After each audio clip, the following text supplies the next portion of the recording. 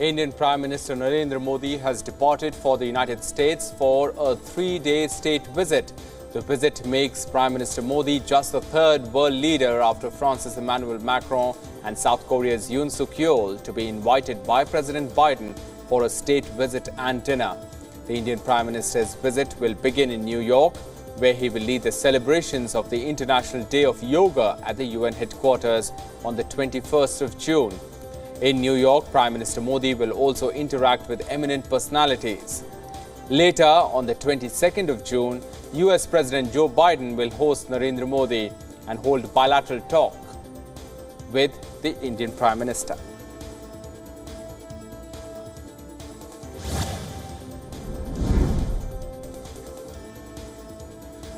A tourist submersible named Titan reportedly went missing in the Atlantic in the early hours of Sunday.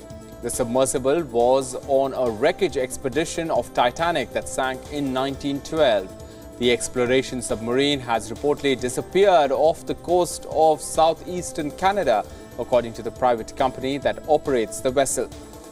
According to US Coast Guard, 5 persons, including 1 pilot, were on board that submersible. A 58-year-old British billionaire, Hamish Harding, is also believed to be on board the sub. Search operations are currently underway.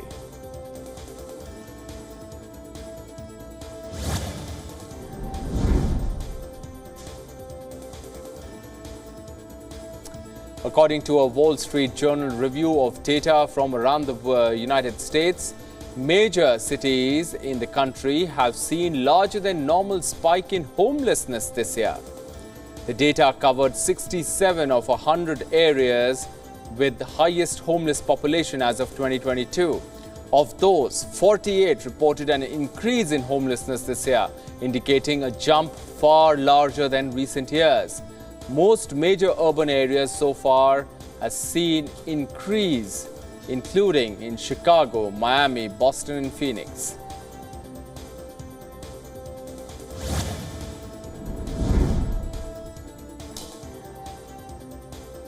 Russia has said that its armed forces shot down Ukraine's military helicopter, while the Ukrainian side said that its troops attacked Russia's military targets, according to official briefings of the two countries.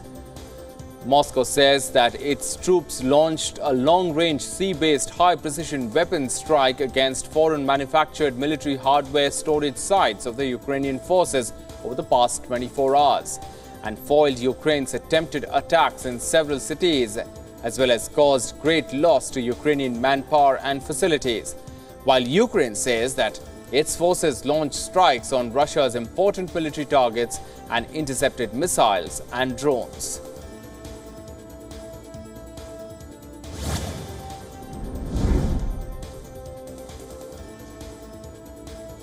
About 20 European ministers are meeting in Paris to discuss how to strengthen Europe's air defenses, a long divisive issue that has taken on greater urgency because of Russia's war in Ukraine.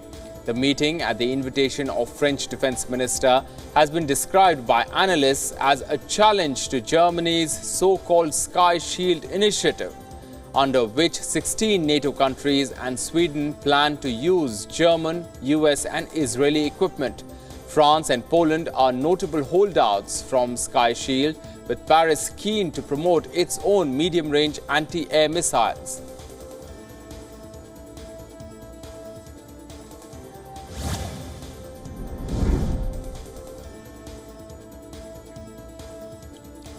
The Communist Youth League of China convened its 19th National Congress at the Great Hall of the People in Beijing on Monday. Leaders of the Communist Party of China and the state, including Xi Jinping, attended the opening to extend their congratulations. Politician Tai Chi, who delivered an address on behalf of the CPC, the Central Committee, said that the League has taken Xi Jinping thought on socialism with Chinese characteristics for a new era.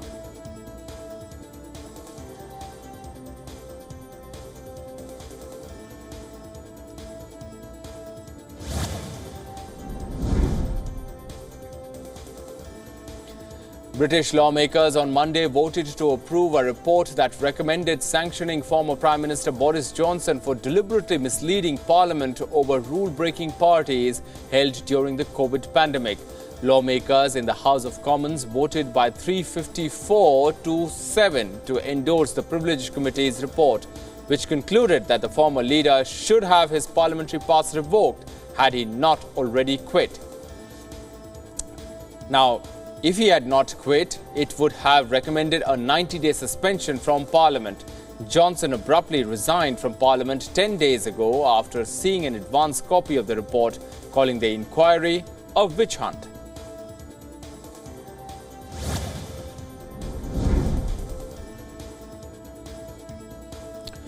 Britain on Monday began implementing a preferential trading scheme with 65 poor and developing countries to replace similar arrangements in place when the country was a member of the European Union.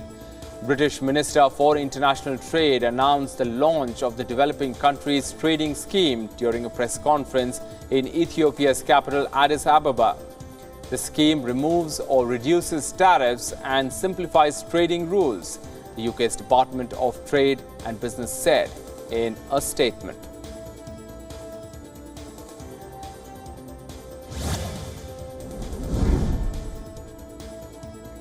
International donors have pledged close to $1.5 billion in humanitarian aid to Sudan and the broader region. This is in response to a call by the United Nations to boost aid amid a conflict that has forced some 2.2 million people from their homes. The United Nations said that $3 billion were needed this year for humanitarian relief inside Sudan and for refugees fleeing the country.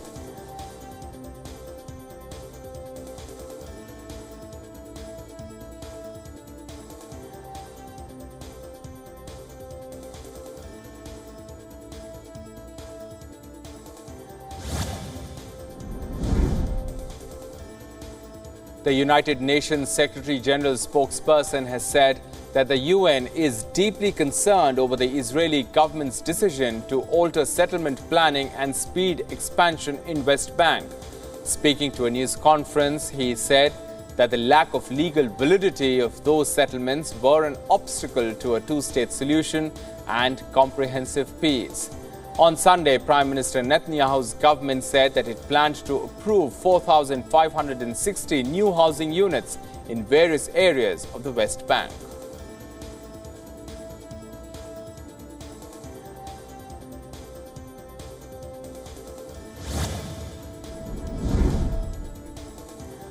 At least 5 Palestinians, including a teenager, were killed and 90 were injured in Israeli raid in the city of Jenin in West Bank on Monday. A video of the raid has been released by the Israeli army, which shows rare combat helicopter strikes. The Israeli footage also showed what the army said were gunmen firing towards Israeli soldiers. The unusual use of helicopter gunships in the operation underlined the intensity of the fighting in Jenin, where armed groups including Hamas and Islamic Jihad have long had a strong presence in the adjoining refugee camp.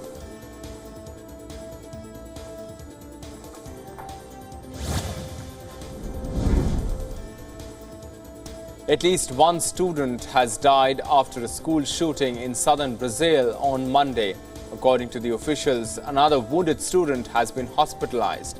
The perpetrator has been arrested and is a former student of the school. He entered the premises saying that he wanted to request his school records.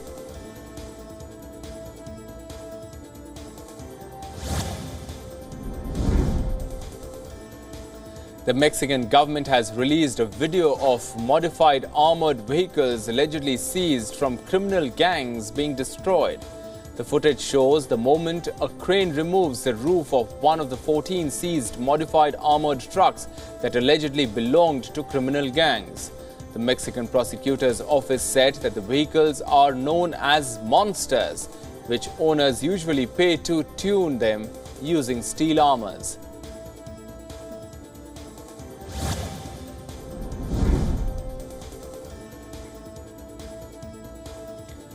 A carbon tax war may be brewing between India and the European Union. India is likely to impose a carbon tax on imports from Europe.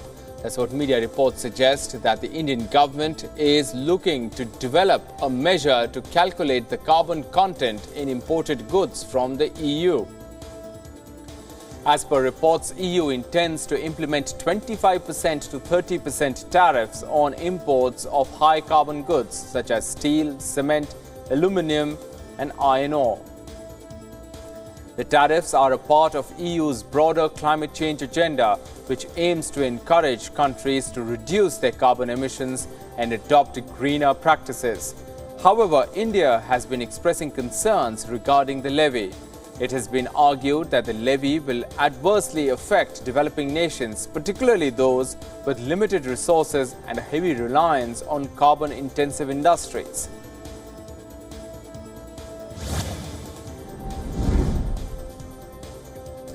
The CBDC, or the central bank digital currency, is all set to go global thanks to the International Monetary Fund, which is working on a global platform for CBDC transactions.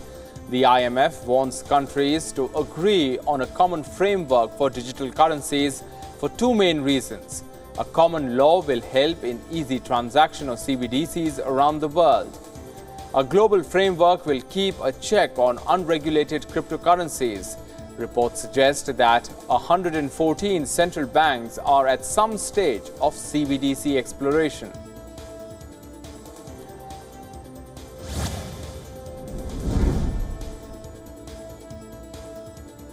US President Joe Biden has announced over $600 million in climate investments to help coastal communities around the country fight climate change.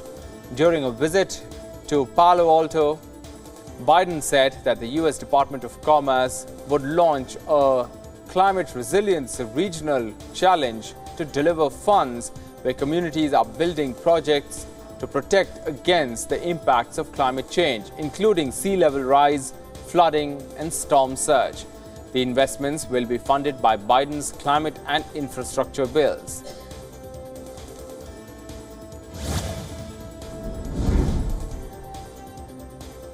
The sweltering heat wave in India has claimed the lives of nearly 170 people in two of the country's most populous states.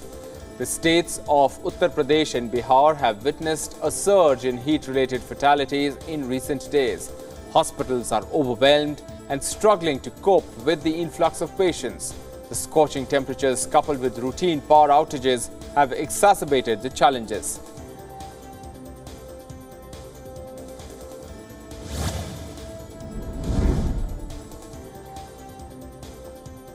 Freezing temperatures in the central western region of Brazil have resulted in the death of more than 1,000 farm animals in the last week. Local officials have not ruled out that more animals could die of hypothermia in the coming days due to low temperatures.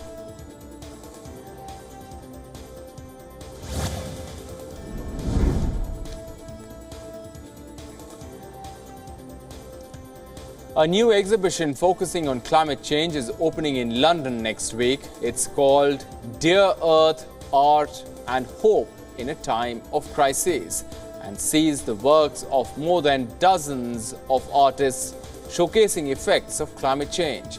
The exhibition is inspired by Nigerian-born artist Otobong Nkanga. The show opens on the 21st of June and will be there in place until the 3rd of September.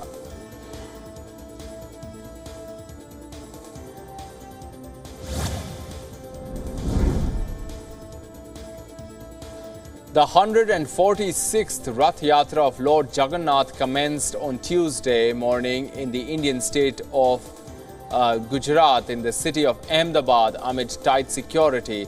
Lakhs of devotees flocked the 18-kilometer route of the procession to catch a glimpse of the deity.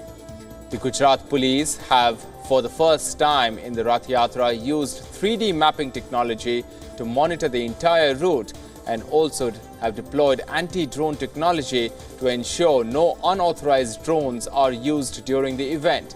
The Holy Rath Yatra is taken out every year and is celebrated with huge joy and fervor.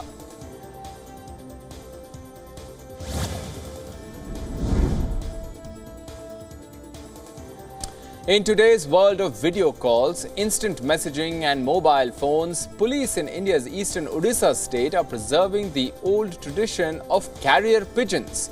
In the city of Cuttack, more than 100 Belgian homing pigeons are being reared and trained to carry messages just in case all known forms of communications fail. With origins in the British colonial era, the pigeons used to carry messages between police stations in remote regions and help to keep in touch with police units on the move.